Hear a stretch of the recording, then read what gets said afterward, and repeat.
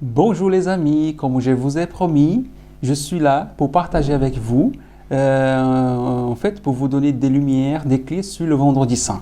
Qu'est-ce qu'on vit au cours de la journée du vendredi saint? On vit parfois le vendredi saint, on le sent passer comme n'importe quel jour de l'année, n'est-ce pas? On rate pas mal de choses, on rate pas mal de grâces ce jour-là. Pourquoi? Parce qu'on vit comme un jour normal. Et du coup, c'est pas un jour comme les autres. On peut dire que le vendredi saint, c'est une journée sacrée. Pourquoi on dit que c'est une journée sacrée? Pourquoi? Parce qu'on fait mémoire de la rédemption du monde. Et le prophète Isaïe nous donne des lumières, nous aide à entrer dedans du mystère que nous vivons au vendredi saint. Et là, je prends du chapitre 53, du verset 4 au verset 6. En fait, ce sont nos souffrances qu'il a portées. Ce sont nos douleurs qu'il a portées et nous l'estimons touché, frappé par Dieu et humilié. Mais lui, il était déshonoré à cause de nos révoltes, broyé à cause de nos perversités. La sanction, gage de paix pour nous, était sur lui, et dans ses plaies se trouvait notre guérison. Nous tous, comme du petit bétail, nous étions errants. Nous nous tournions chacun vers son chemin, et le Seigneur a fait retomber sur lui la perversité de nous tous. Voilà, qu'est-ce que le Christ il prend à nos places? Toutes nos souffrances, toutes nos douleurs, toutes nos détresses. Voilà, et c'est pour ça que je suis là pour partager avec vous, pour vous apporter cette bonne nouvelle. Cette bonne nouvelle qui d'un côté, il y a un côté triste, mais un côté qui nous ouvre à notre chemin. Et ce chemin, on peut dire que la croix, c'est une clé pour nous tous, les croyants, les chrétiens. C'est une clé qui nous ouvre à la vie éternelle.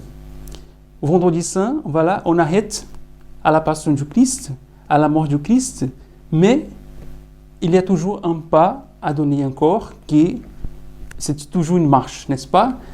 Et je ne vais pas vous donner la nouvelle suivante, mais on arrête là parce que c'est déjà pas mal. Et ce vendredi, pour nous, c'est une invitation pour venir et pour se mettre au pied de la croix. Pourquoi je dis au pied de la croix? Justement pour déposer tout ce qui nous frappe, toutes les choses qui nous frappent. Nous sommes frappés par la pandémie par exemple.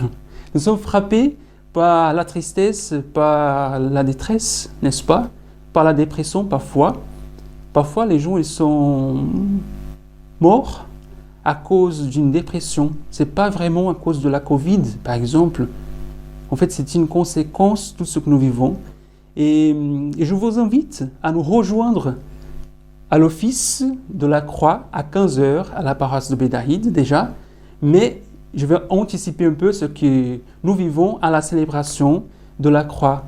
C'est là que nous nous mettons au pied du Christ pour prier pour nous, bien sûr, mais aussi pour prier pour le monde entier, pour contempler et aussi pour être remerciant de tout ce que le Christ a apporté à nos places.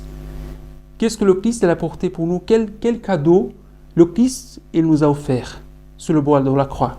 Voilà, il nous a donné le pardon des péchés. C'est le beau cadeau, c'est la bonne nouvelle d'aujourd'hui, de venir vers le Christ et être remerciant envers lui de ce beau cadeau, d'être déchargé de nos péchés. Et voilà, c'est une bonne nouvelle déjà, n'est-ce pas? Comme le Christ, nous sommes invités aussi à donner le pardon.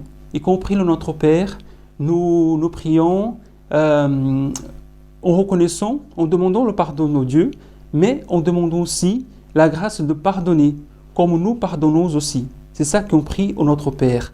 Et aujourd'hui, nous sommes aussi au pied de la croix pour demander cette grâce, la grâce de donner, de libérer le pardon à quelqu'un, à des personnes qui nous ont blessés. Et c'est pas simple, c'est pour ça qu'on appelle, que nous avons cette grâce de recevoir de Dieu le don, la grâce du pardon. Ça demande des efforts humains, mais c'est toujours une grâce qui est au-dessus de tout ça. Et c'est bien déjà, n'est-ce pas? Nous avons ce moment d'adoration, de vénération de la croix. Nous pouvons aussi décharger de tous nos poids et aussi confier le monde entier à Jésus, à rejoindre le Christ dans sa souffrance aujourd'hui, parce qu'en fait, il continue à nous décharger de nos souffrances. Et c'est déjà une bonne nouvelle. Et l'autre bonne nouvelle, c'est que ça nous ouvre à la vie éternelle. Cet acte de Jésus nous ouvre à la vie éternelle. Et c'est une bonne clé. Et voilà, pour finir, aujourd'hui c'est une journée sacrée.